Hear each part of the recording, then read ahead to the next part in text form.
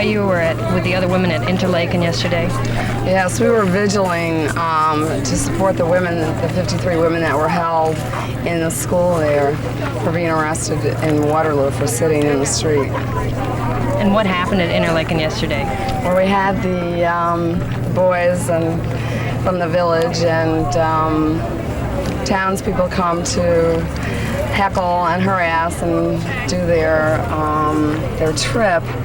And we had a very peaceful vigil all day. We were up on the lawn, and we were able to converse with the women in the Interlaken school being held. We were able to yell messages to them and get messages back. We staged an enactment of the march the day before. We staged going over the fence. It was a very lighthearted day. The police were very mellow and very friendly, and the townspeople stayed during the day across the way, just basically being peaceful themselves. As the night wore on, more women came and joined us, and we decided that we wanted to spend the night, that it was very important for the women left in Interlaken to be supported and for them to have continual contact with us.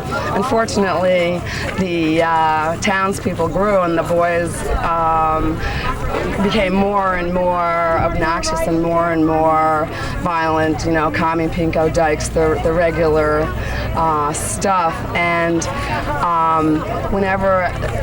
more of them gathered, and to the point where there was probably 150 or more, and whenever another woman would try and join us, they would surround those women or woman, screaming and hollering and trying to chase her away.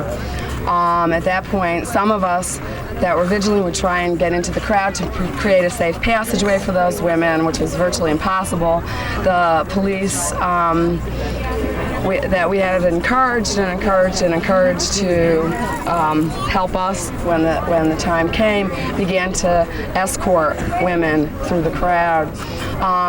There were about 25 women, I would guess, at that point that decided that we wanted to stay. We got the message from the police that we were no longer going to be allowed to stay on the grass, although we had been there all day. And as the townspeople got more excited, we were pressured to move back onto the sidewalk. Many of us had vigiled also last Sunday night, and when we were vigiling on the sidewalk, we got blocked by tractor-trailer trucks and couldn't get to the road. There was another crowd of angry, violent townspeople with flags trying to hit us and poke us with the flag. It's so ironic how they use the stick as a prick. And we were very fearful and decided we would not move onto the sidewalk, that it would be another setup, that we would be putting ourselves in jeopardy, that we had been there all day and we weren't going to move. And the tension escalated and escalated. The women in the circle were wonderfully calm and centered. We sat and we kept our energy grounded, and we began a process with, by this time, about 30 women. We had 3 women from the other side, from the townspeople, come across and join us. We had an elderly couple come across and join us and give us their support. And the circle kept growing, and people became more and more determined to stay and not to be the first to leave, that we were always asked to be the first to leave because of other people's incited violence and anger. So there was a lot of negotiating between the police did a lot of negotiating and talking with the townspeople and then coming to talk with us. Meanwhile, our growing circle of 30 plus was processing, and every single woman went around talking about her feelings, who wanted to stay, who wanted to go. We were told then that it would be trespassing to be on that property all day long. There was conflicting messages from the police as to whose property we were trespassing on. It was the school boards, it was the towns, it was the counties. The line was here, the line was here, the line was here. And several of us decided that we would accept no more arbitrary line drawing, that we would not be the ones to bear the brunt of of the consequences of these other people's anger. In other words, if it wasn't for the agitation on the other side, we would have been allowed to stay there. But because of their rising anger, we were the ones that would have to go. So we decided we didn't want to do that. Ultimately, we had those of us who decided to leave had left, and they dispersed the townspeople first, which was a real blessing. I mean, it was the first time that townspeople were asked to disperse first, and we weren't. And I believe that was because of the strength of our circle. And then many of us decided to leave. Some women moved back to the sidewalk, which was a legal vigil point, and many women left. 6 of us, myself included, decided that we would not move, that we would accept no more arbitrary line drawing, that what we were doing was exactly what happened here in Waterloo. We were exercising our right to free speech, to vigil, and that that as the women in the Waterloo incident did not walk, that we weren't going to either. We were in very high spirits, feeling very peaceful. We sang. At that time, there were about maybe 20 police officers, and there was such a feeling of closeness and of rightness among us that we were feeling very relaxed and sitting in our circle and singing and laughing and talking.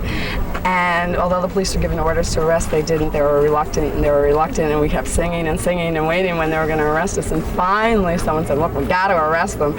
Although they felt pretty ridiculous too, because we were just sitting there having a good time. And they did arrest us, and they were wonderful. They were very gentle, and they were also very understanding and nice. And we, the 6 of us, were cited with trespassing.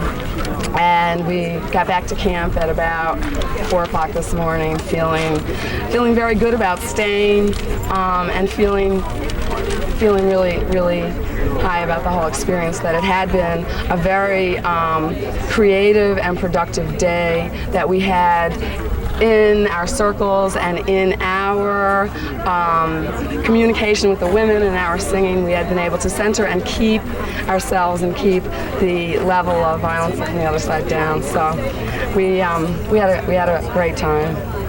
Thank you very much. It's a very thorough explanation. Could you give me your name and where you're from? Yeah, my name is Kristen, and I'm from Vermont. Thanks a lot. Thank you. I'm glad you got it. No. I mean, a group of protesters came to your town, costing your taxpayers all this money to put on extra police. If there were women coming to protest the nuclear weapons risk and Where would you be going with no nuclear weapons? where would you be going? What do you mean, to protest? No. Russia could come in and blow us up. Right now they're worried about everything. Right now it doesn't matter who is the first bomb. We're all gonna go. Right. But if we didn't have one, anybody could come in and drop a bomb, and we'd be all gone. And we wouldn't have anything to fight back with. And neither would they. I mean, if it comes to that, then the planet is going to be destroyed, because there's enough nuclear weapons on this planet, and if one went, then the retaliation. In other words, if America sends the first bomb over to Russia, they will immediately be sending their bomb. So it really doesn't matter who. What do you think they should do with the bombs? You should totally disarm. It's going to be a big question on what they're going to be doing with all of that radioactive stuff. Okay, what if there's a mistake when they disarm the bombs? What if they go off? That's exactly the problem. They created them, and now what do we do? And America is the only country that has used nuclear. I mean, they've been there for years and years. Pardon me? They've been there for years and years. And we are the only country who has used a nuclear weapon. Right, they've been here for years. I mean, there's never been an accident where they've Yes, gone off. there have been 33 acknowledged accidents in the sea by the Navy. The Navy has acknowledged publicly 33. If they've acknowledged 33, then you know that more have happened. But And again, I just want to remind you, we are the only country who has used the nuclear bomb.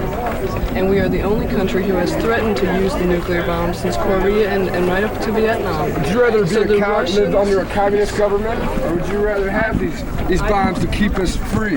This is the United States of America. You should be proud to live here. If you don't like living here, if you don't like what the United States stands for, you should get out.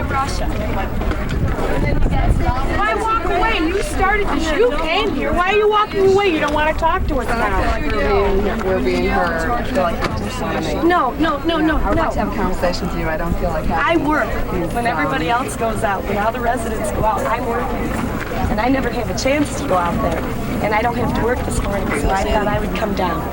Well, we'd be glad to talk with you. I just don't want to be yelled at. You know, we've taken a lot of abuse. It's been very hard for us to take. No, our I'm not abusing anyone. I'm not denying that you have bad feelings. I'm just saying if we want to have a conversation, I'll have a conversation. I don't want to be yelled at. I am more than willing to exchange with you, but I don't want to be accused of being anti-American or disloyal or anything. I am concerned about your life. I'm concerned about my life. I'm concerned about my children's. I'm concerned about Russian children's lives. I don't care who is the first to throw the bomb. We're all going to go.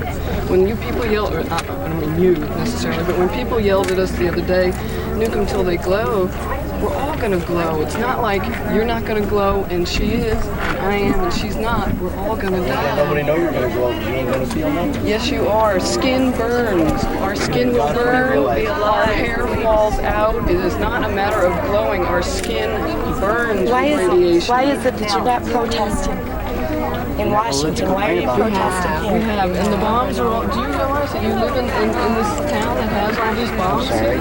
Doesn't that make you feel unsafe? No, You are a target. because You are one of the prime targets.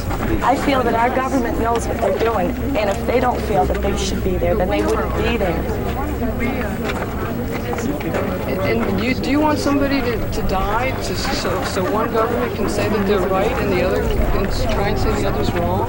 We're going to die in that process. That's not a constructive, healthy process. All I have to say is we all have to go sometime. Do you want to go that way?